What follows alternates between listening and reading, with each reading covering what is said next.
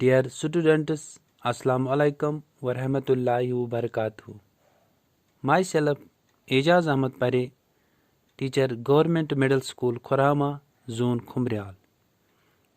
Today, we are discussing the first chapter in our biology part, that is Microorganisms, Friends and Foe. Dear students, what are microorganisms? Micro means small, organism means living things. In simple words, we can say that microorganisms are small living things. You have seen several kinds of plants and animals. However, there are other living organisms also found around us which we cannot see with our naked or unaided eyes. These are microorganisms, or simply we can say these are microbes. These microorganisms have been classified into four major groups. These groups are: first one is bacteria, second one fungi, third one protozoa, another one algae. Viruses are also microscopic. They, however, reproduce only inside the cells of the host organisms, which may be bacterium, plant or animal. Some of viruses are shown also in your textbooks. Common elements like cold, influenza, and most coughs are caused by these viruses. Serious diseases called like polio, chickenpox are also caused by viruses. Diseases like dysentery, malaria, typhoid, these are protozoan diseases, while some diseases like typhoid and tuberculosis are bacterial diseases. Why do these microorganisms live?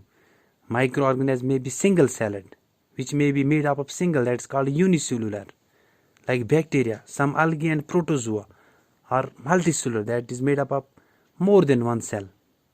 They are called multicellular. They can survive under all types of environment, like ice, cold, marshy, climate, desert also. Microorganisms are also our friends. Microorganisms are used for various purposes. They use it in the preparation of curd, bread, cake, also used in the alcohol synthesis. Dear students, these microorganisms are used in also cleaning of the environment. For example, the organic wastes, vegetable peels, remains of animals, feces, etc. are broken into simple substance by bacteria. So, dear students, recall that bacteria are also used in the preparation of medicine, also used in agriculture. They use it to increase the soil fertility by fixing nitrogen. Curd contains several microorganisms for making curd, promotion of curd. A bacterium called lactobacillus that promotes the formation of curd. Bacteria are also involved in the making of cheese, pickles, many other food items also. My dear students, microorganisms are also used for making medicines. These medicines kill or stop the growth of the diseases causing microorganisms. Such medicines are called antibiotics. These days, a number of antibiotics are being produced from bacteria and fungi like streptomycin, tetracycline. Another one topic, that is vaccine. Why are children's infants given vaccination? When a disease carrying microbes enter our body, the body produces antibiotics to fight the invader. The body also recommends how to fight the microbes if it enters again. The body also remembers how to fight the microbes if it enters again. So if dead or weak microbes are introduced in a healthy body, the body fights and kills them by producing suitable antibiotics. The antibiotics remain in the body and we protect from disease-causing microbes. This is how vaccine works. Several diseases including cholera, tuberculosis, smallpox, hepatitis can also be prevented by vaccination. It's essential to protect all children against these diseases. Necessary vaccines are available in the nearby hospitals, or you can watch on TV, newspapers regarding protection of children. My dear students, these microorganisms increase soil fertility. Some bacteria and blue-green algae are able to fix nitrogen from atmosphere to enrich soil with nitrogen and increase its fertility. It also used in the cleaning of environment. Some harmful microorganisms. Microorganisms are harmful in many ways. Some of them microorganisms cause disease in humans as well as plants, animals. Such disease-causing microorganisms, those organisms which cause disease, they are called pathogens. Some microorganisms spoil food.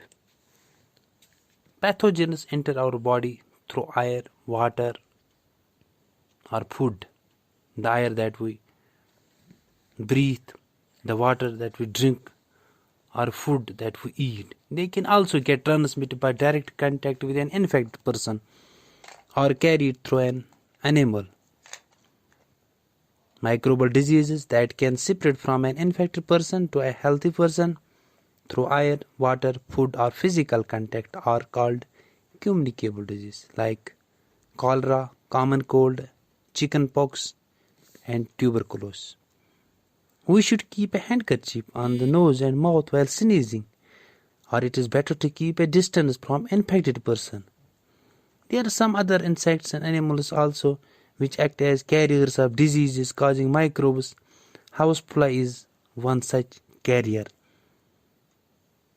These pathogens stick to other bodies when these flies sit on uncovered food. They may be transferred the pathogens. Whosoever eats the contaminated food is likely to get sick. So it is advisable to always keep food covered. Avoid consuming uncovered items of food. Another example of carrier is female Anopheles mosquito, which carries the parasite of malaria.